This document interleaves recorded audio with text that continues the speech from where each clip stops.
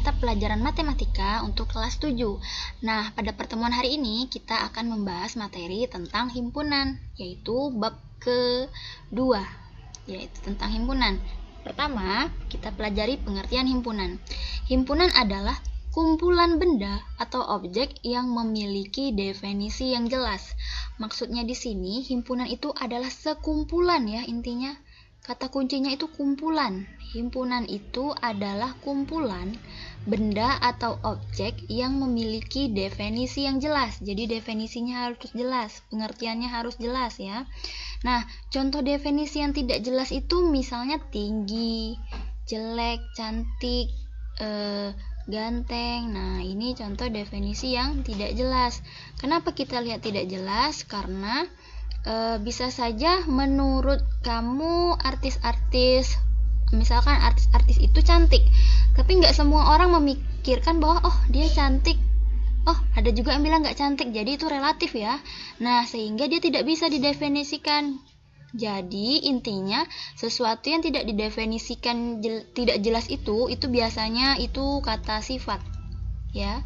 Kenapa kata sifat? Karena tergantung setiap orang yang memandang.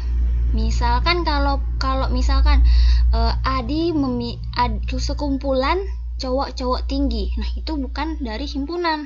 Kan tinggi itu relatif, bisa saja beda tingginya, kecuali udah pasti tingginya. Misalkan sekumpulan wanita yang memiliki tinggi 150. Nah, itu termasuk himpunan karena dia jelas tingginya 150. Kalau tinggi saja itu tidak jelas, ya kan? Tidak jelas definisinya. Jadi itu bukan himpunan. Nah, untuk lebih jelasnya coba lagi perhatikan yang contoh berikut. Nah, ini. Dari kumpulan berikut, manakah yang termasuk himpunan dan bukan himpunan? Nah, ini contohnya nih yang termasuk himpunan atau bukan himpunan. Nah, sekarang kita tengok contoh yang pertama. Kumpulan siswa cantik, himpunan atau tidak ini? Cantik tadi kata sifat ya, cantik ini relatif ya.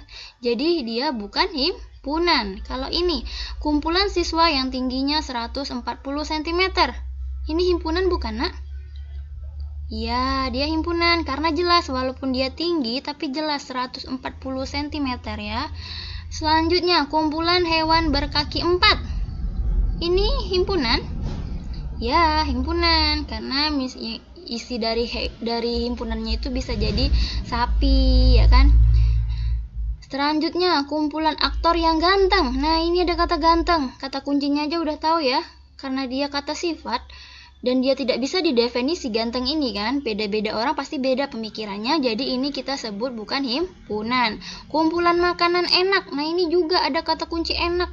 Bisa saja dia nggak suka jadi bilang nggak enak, jadi dia tidak terdefinisi dengan jelas, sehingga ini bukan himpunan. Bisa dipahami nak yang mana himpunan dan tidak himpunan?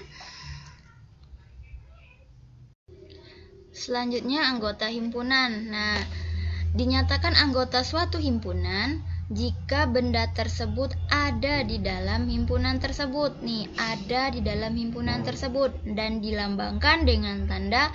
Kalau anggota itu, kalau dalam bahasa matematikanya kita tulis seperti ini. Ini namanya anggota ya. Nah, kalau bukan anggota, dia juga sama seperti ini, cuma ada tanda garisnya nih, silangnya, sehingga dia bukan anggota. Selanjutnya, menyatakan himpunan. Nah, ada 3 cara menuliskan suatu himpunan. Yang pertama, menyebutkan anggotanya. Contoh, ada himpunan A, itu anggotanya terdiri dari 1, 2, 3, 4, 5, 6, 7, 8, 9. Nah, ini. Terus menuliskan dengan kalimat. Contohnya ini kan anggotanya ini, kalau kita tulis dengan kalimat A itu terdiri dari, ini kan bilangan ya, bilangan asli ya, bilangan asli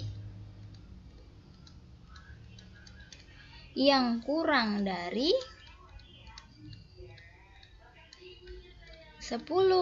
Nah, ini contohnya Lalu yang ketiga, menuliskan dengan notasi. Nah, bagaimana menuliskannya dengan notasi? Jadi nulisnya itu seperti ini. Harus ada kurung kurawal di awal. Kita pakai istilah X, di mana X itu anggotanya itu kurang dari 10, di mana atau dan X itu anggota dari bilangan asli. Nah, jadi penulisannya begini. Menuliskan dengan notasi, kita umpamakan dia X itu ialah anggotanya. Anggotanya ini kecil dari 10 kan? Di mana X ini anggota dari bilangan asli. Nah, jadi seperti ini cara penulisannya. Kalau menyebutkan anggotanya, langsung ditulis anggotanya. Kalau menuliskan dengan kalimat, kita pakai kalimat yang ini nih adalah bilangan asli yang kurang dari 10. Nah, kalau menuliskan dengan notasi, kita umpamakan jadi X. X ini adalah bilangan aslinya, di mana X ini kecil dari 10 dan keterangannya X ini anggota dari bilangan asli. Batas ini bisa dipahami, nak? Selanjutnya kita masuk ke himpunan kosong dan himpunan semesta. Nah, himpunan kosong adalah himpunan yang tidak mempunyai anggota. Himpunan kosong ini berarti dia tidak punya ya. Kata kuncinya dia tidak punya anggota. Dilambangkan dengan kurung kurawal tapi isinya 0. Atau bisa juga buatnya seperti ini. Ini namanya dia tidak punya anggota. Nah, kalau himpunan semesta itu adalah seluruh, kata kuncinya seluruh unsur yang menjadi objek pembelajaran. Jadi seluruh objek pembelajaran atau pembicaraan maksud Ibu Nina ya, pembicaraan. Nih, seluruh unsur yang menjadi objek pembicaraan. Nah, dilambangkan dengan S, semesta. Ini semesta namanya ya, dilambangkan dengan S. Kalau himpunan kosong itu dilambangkan dengan kurung kurawal tapi anggotanya tidak ada, atau seperti ini ada garis silangnya. Nah, ini kita sebut himpunan kosong. Dan himpunan semesta itu seluruh unsur yang menjadi objek pembicaraan. Oke, sekarang kita mengenal tentang diagram Venn. Contoh diagram Venn itu bentuknya itu seperti ini. Misalkan ini adalah semesta atau S. Di dalam himpunan semesta ini ada himpunan A dan ada himpunan B.